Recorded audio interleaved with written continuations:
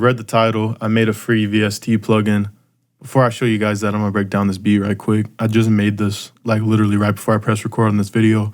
I was just listening to this Don Toliver song on the new Jack Boys album. I can't remember what it's called, but it has like this exact same drum pattern, right? So I was listening to that and I was running through phrases in my new kit, which if you guys haven't heard, I just dropped a massive sample pack. It literally has 20 hours of me sound designing with my pedals. These pedals right here. We got the Therme, the Particle, the Mood, the Microcosm, the Chroma Console. And there's 20 hours of me sound designing with these pedals. Let me show y'all. Look how long these sessions are. 20 hours. And it's not like I'm just messing around for 20 hours. It's entirely usable stuff. Let me just show y'all. There's a loop.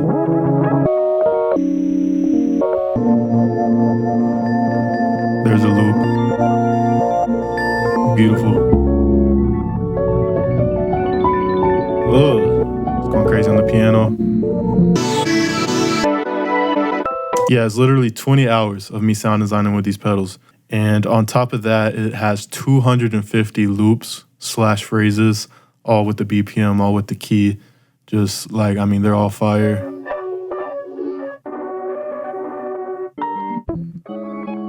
Can literally make so many beats. There's 250 phrases, and then we got one shots, super fire one shots, an analog lab bank, which I'm gonna be using in later videos. It's also insane, using only sounds from the pedals, and it's super like texture. It's got the multi keys, and then we got Therme chops. Therme is like the main pedal I used in this whole thing.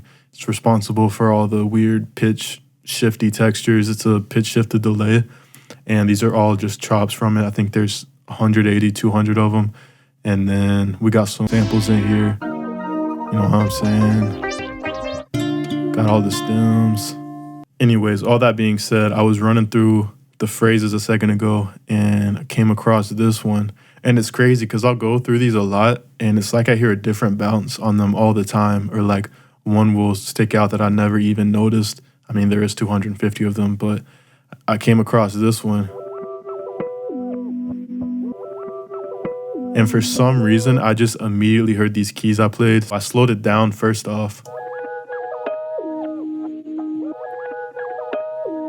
And then I played these keys.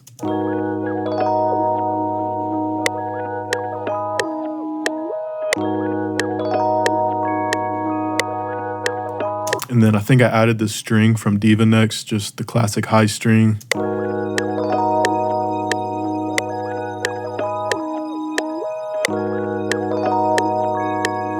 And then you already know that bass line came in. When you're using the phrases from this kit, like when you add bass to it, it makes it crazy. And then I think I added this Therme chop, this one called Juniper. Just has like an extra layer. And this little accent, high note on the bass. And then just a chill little drum pattern. Yo. Now, what y'all came here for is time for the free plugin reveal.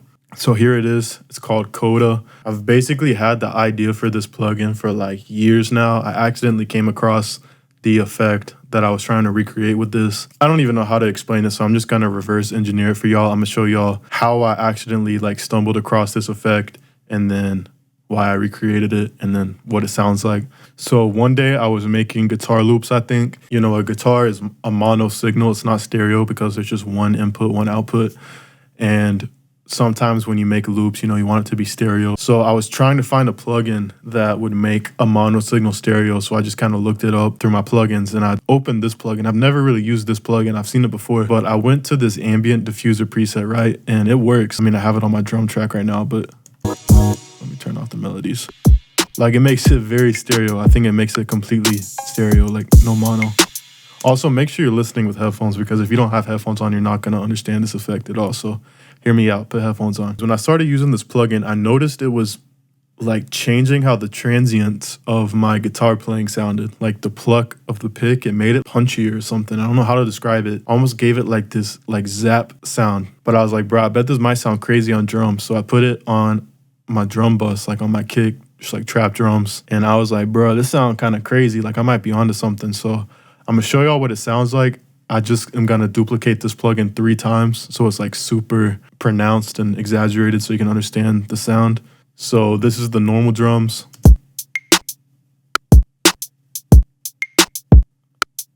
And then with that plugin I was talking about, duplicated 3 times. So if you couldn't tell the difference, I'm gonna do it one more time. Make sure you're wearing headphones. Really pay attention to like the kick and like the transient on the kick. And you can hear it like in the other sounds too, but hear me out. So I'm gonna just let it play and then I'm gonna randomly turn it on.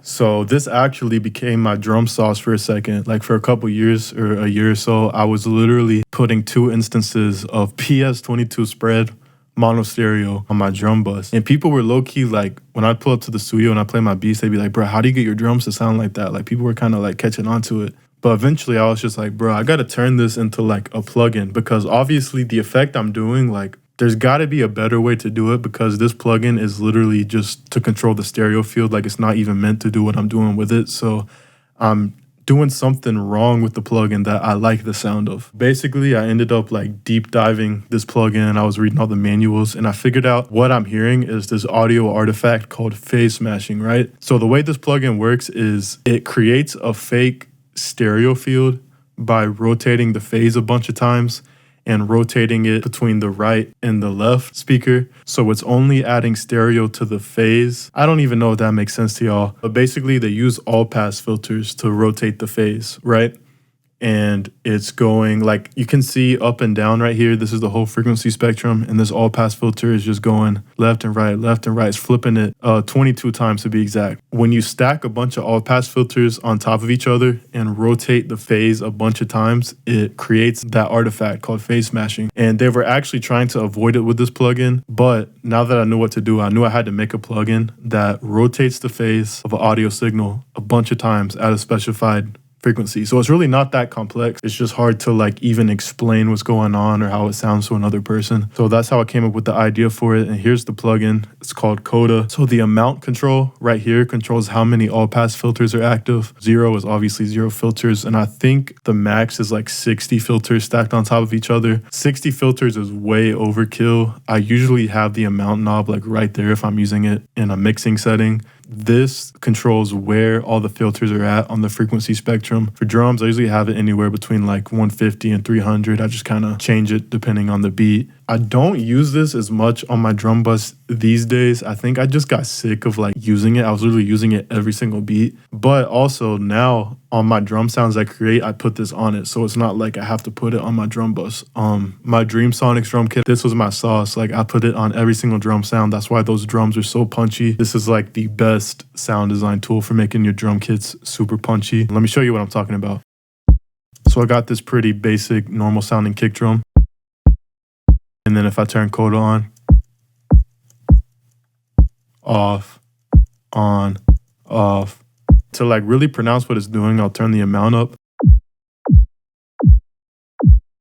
So that's like a super exaggerated effect of what it's doing. It almost sounds like a pitch envelope, like it's going like, ew. I really don't know how to describe what it sounds like, but I just love how it makes drums sound. The frequency kind of works like a speed. So if I put it really high,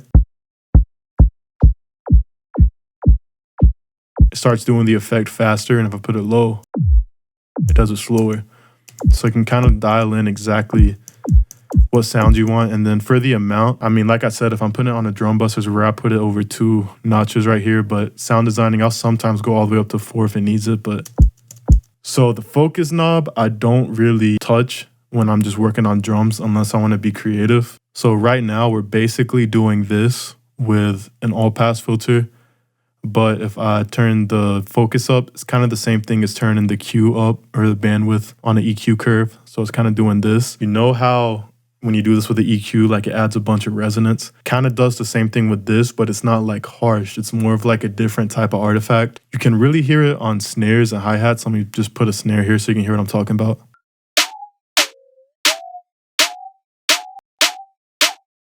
Yeah, I've made a couple drum samples using that effect. It's kind of cool for adding like tails to snares and stuff. You can really fine tune it, get it sounding however you want. I really haven't came up with any super creative ways to use it. That's kind of why I wanted to put it out for free, because I was just curious like what people could come up with this. But regardless, I'm telling y'all, if you make drum kits, if you want to make your own drum samples, if you put this on your kicks, people are going to be like, bro, how do you get your kicks to sound like this? I'm telling you, it's the sauce. Download it, link in description. Also, if you want my pedal sessions pack, link in the description for that as well. Don't sleep on either of these. I just think it's a cool effect and I wanted it to be accessible to everybody. Make some cool stuff with it. Let's get it.